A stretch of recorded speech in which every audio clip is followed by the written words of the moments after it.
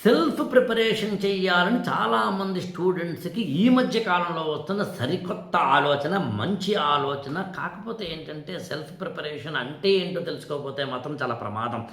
నేను మీ ఇంటికి రావాలనుకుందాం. నాకు ఎలాంటి అవకాశాలున్నాయి రావడానికి అన్నప్పుడు మీరు నాకు అడ్రెస్ కనుక చెబితే నేను అందరిని అడిగి గల్లీలో సిల్లీగా అందరిని అడిగి సార్ ఎక్కడ ఈ ఇల్లు, సార్ ఎక్కడ ఆ ఇల్లు, సార్ ఎక్కడ ఇది, సార్ ఎక్కడ అది అని అడుగుతూ రావడం ఒక పద్ధతి.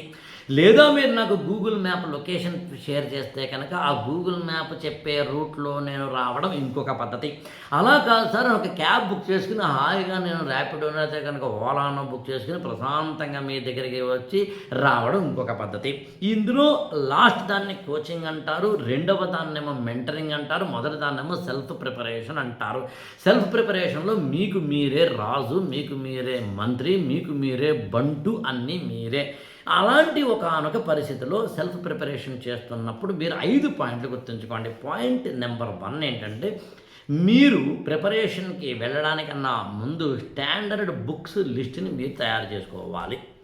2 మీరు ఆ స్టాండర్డ్ బుక్స్ సంబంధించి రోజుకి ఎన్ని గంటలు ప్రిపేర్ అవుతారో చూసుకొని అన్ని గంటల యొక్క టైం టేబుల్‌ని వేసుకోవాలి. 3 మీరు ఈ ప్రిపరేషన్‌లో ప్రధానంగా ఒక నోట్స్ మేకింగ్ లాంటిది కానీ, లేదా ఏదైనా ఒక నోట్స్ ఉంటే దాన్ని చదువుకోవడం లాంటివి కానీ చేసేటప్పుడు మీ యొక్క బలహీనతలేంటో, బలాలేంటో అర్థం చేసుకోవాలి. 4 ఇక్కడ టెస్ట్ సిరీస్ అనేది ఎవరో ఒకరి దగ్గర తప్పనిసరిగా జాయిన్ అవ్వాలి. 5వది వెరీ ఇంపార్టెంట్ పాయింట్ ఏంటంటే మీరు ఒక ఎగ్జామినేషన్‌కి ప్రిపేర్ అవుతున్నప్పుడు ఆ ఎగ్జామినేషన్‌కి సంబంధించిన స్కిల్స్, రైటింగ్ స్కిల్స్ కానీ, రీడింగ్ స్కిల్స్ కానీ, కాంప్రహెన్షన్ స్కిల్స్ కానీ ఎవ్రీథింగ్ ఎప్పటికప్పుడు చెక్ చేసుకుంటూ వెళ్ళాలి. సింపుల్ చెప్పాలి అంటే మీ వంట మీరే వండుకోవాలి. మీకు మీరే ఒక అన్నీ తయారు చేసుకోవాలి. సాధారణంగా ఈ ప్రిపరేషన్‌లో ఉన్న సెల్ఫ్ ప్రిపరేషన్‌లో ఉన్న వారికి కొంచెం ఎక్కువ ఉపయోగపడాలన్న ఉద్దేశంతోటి స్వయం సిద్ధ అనే పేరుతోటి నేను ఇదే ఛానల్‌లో షార్ట్‌లని ఒక సీరీస్‌గా పెట్టే ప్రయత్నం చేస్తున్నాను. అవి కూడా మీరు చూసే ప్రయత్నం చేయొచ్చు. కానీ స్వయం సిద్ధలో అంటే సెల్ఫ్ ప్రిపరేషన్‌లో ఉన్న ప్రమాదం ఏంటి?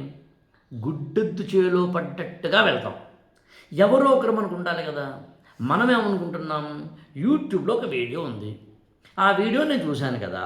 నాకు మౌర్యుల గురించి కావాలా ఒక వీడియో దొరుకుతుంది, ఇంకోటి కావాలా వీడియో దొరుకుతుంది.